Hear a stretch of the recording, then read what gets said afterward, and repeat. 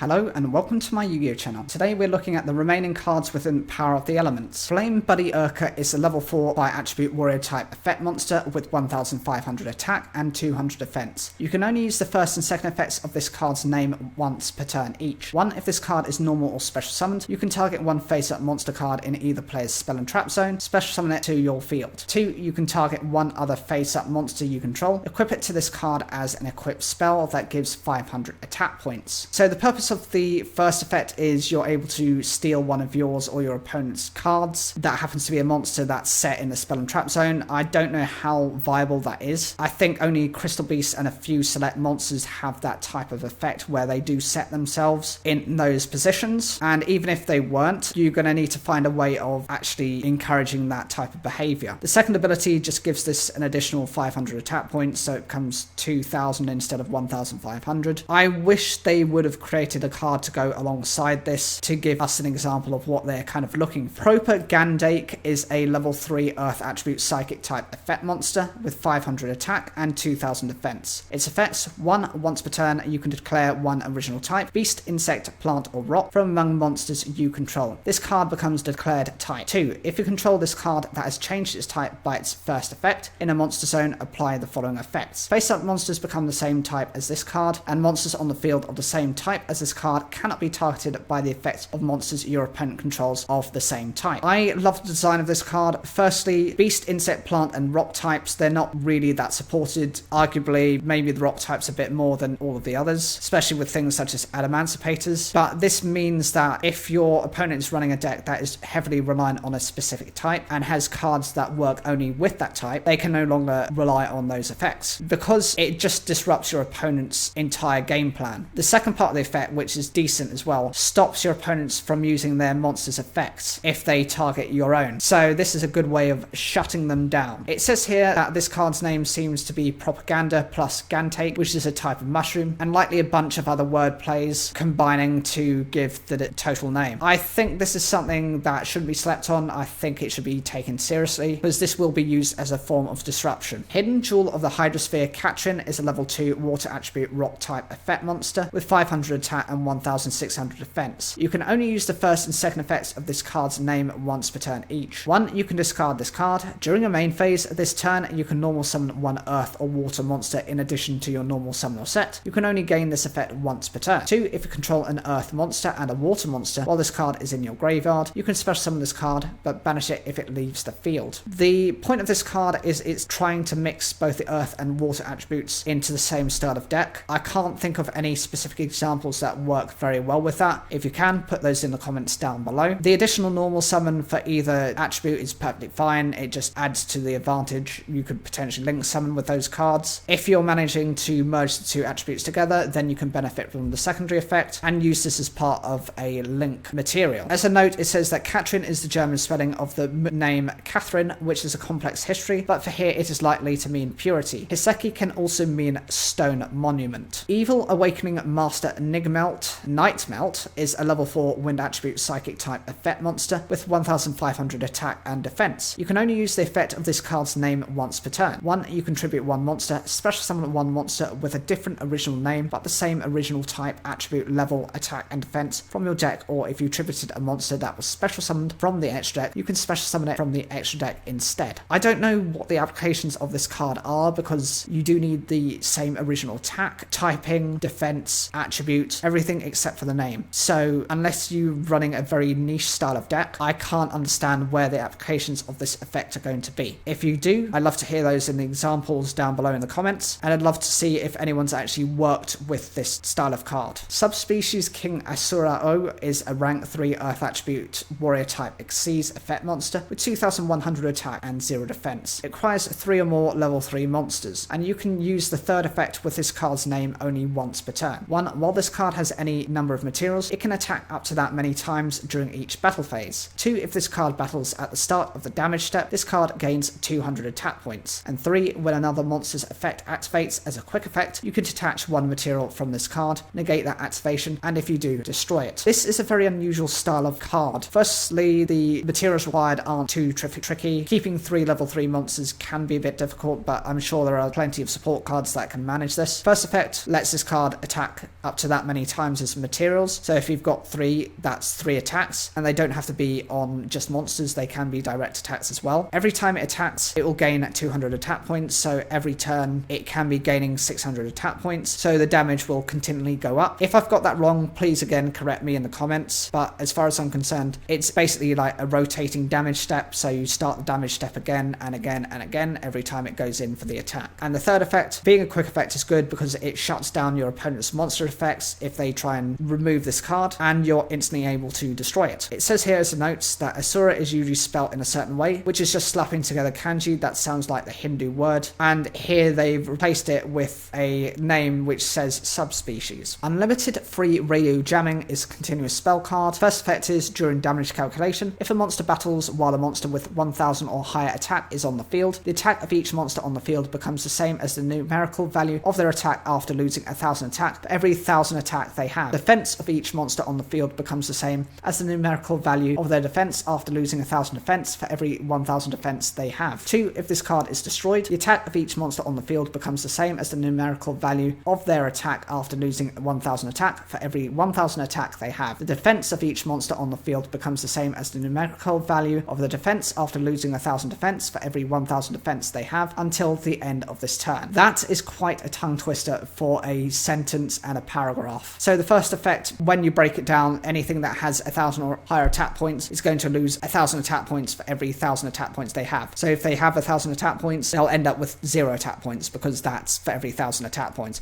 If they have 2100 attack points, then there'll be 100 attack points, and so on and so forth. So potentially the highest attack points you can really range at is 900 attack points, or you do have a couple of weird ones which end up with like 950 attack points. That's the highest scale, which is just below the cap on this restriction. It'll be interesting to see how this card actually plays within actual duels and whether it can be relied upon. My only concern with this card is it's very easy to be destroyed, but I think there is a card called the Despair Uranus which has the ability to protect this card, and it does have like 2900 attack points, so even when it's reduced by this card's effect, it will still be at the highest end of that attack points. It's a good way of limiting what your opponent can do, and it's a good way of stalling out the duel if you're trying to meet certain win condition. Sundered from Overroot is a normal trap card with the effect activate only one card with this card's name per turn. 1. Target 2 cards in your opponent's possession, 1 they control and 1 in their graveyard. Send that card on the field to the graveyard, and if you do, set that card in their graveyard directly to their field. My biggest concern about this is if you don't know what they've set and you end up recovering a card they value more, that's always a problem, because if they've set something already,